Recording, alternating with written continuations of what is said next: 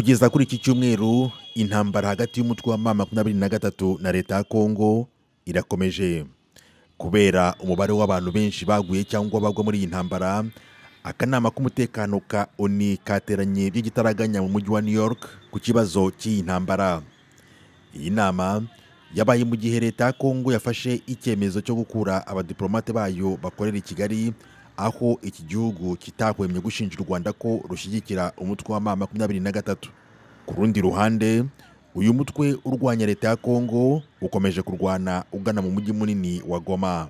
Intara za Kivu ya ruguru na Kivu y'epfo zikungahaye ku mutungo kamere wiganjemo amabuye y'agaciro, zimaze imyaka ibarirwa muri mirongo yaranzwe n'amakimbirane, aho umutwe wa M23 wagaragaye nk'umwe mu mitwe yitwaza intwari ikomeye cyane mu myaka ya vuba.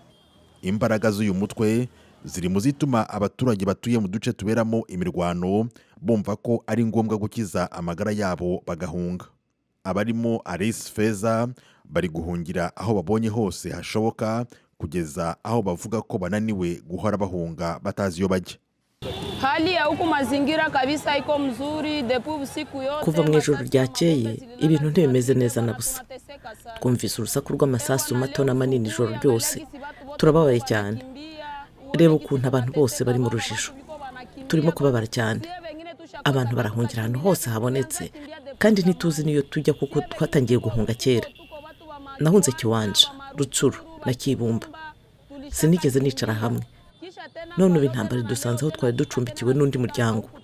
Ubu noneho nta naho dufite twajya. Ubu ibintu nibikomeza kurushaho kuba bibi, ntabwo nongera guhunga. Maze kunanirwa. Inshuro zose nahunze zirahagije, kandi noneho ubu nta naho mfite ho guhungira.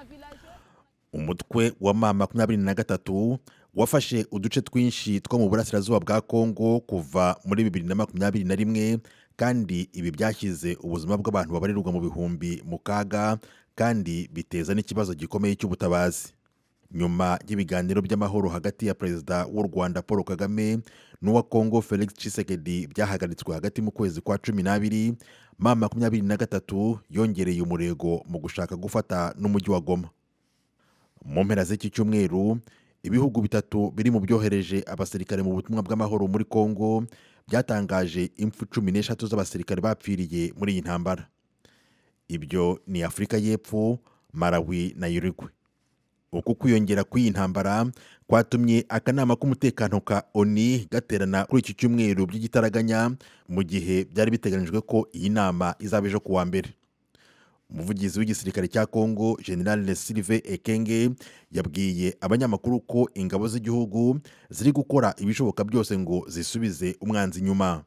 Umukuru w'umuryango w'ubumwe bw'Uburayi ushinzwe politiki y'ububanyi n'amahanga Kaja Kallas yavuze ko u Rwanda rugomba guhagarika inkunga ruha umutwe wa M23 ndetse rukavana ingabo zarwo ku butaka bwa Kongo. Uyu yavuze ko bamaganye u Rwanda kuko ruhunyura amategeko mpuzamahanga. Ibiro ntaramakuru by'Abafaransa AFP byavuze ko kugeza ubu muri Kongo habarirwa abasirikare ba ONU bari mu butumwa bw'amahoro bagera ku bihumbi 15, mu gihe u Rwanda rwo rufiteyo abari hagati y'ibihumbi 3 na 4. Ku rundi ruhande, ONU yo ivuga ko iyi ntambara imaze gutuma abaturage b'abasivili babarirwa mu bihumbi 400 kuva mu ntangiriro z'uyu mwaka barahatiwe guhunga. Kuri uyu wa gatandatu, abinyujije ku rubuga rwa X, umuvugizi wa leta y'u Rwanda Yolande Makoro yavuze ko ibiganiro hagati ya leta ya Kongo n'inyeshyamba z'abanyekongo bababaye bahora batotezwa ari bwo buryo bwonyine bwo gukemura amakimbirane.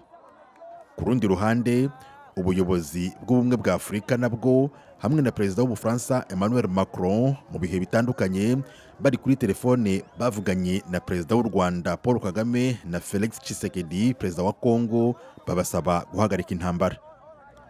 Tim Harris Ishimwe, Ijwi ry'Amerika.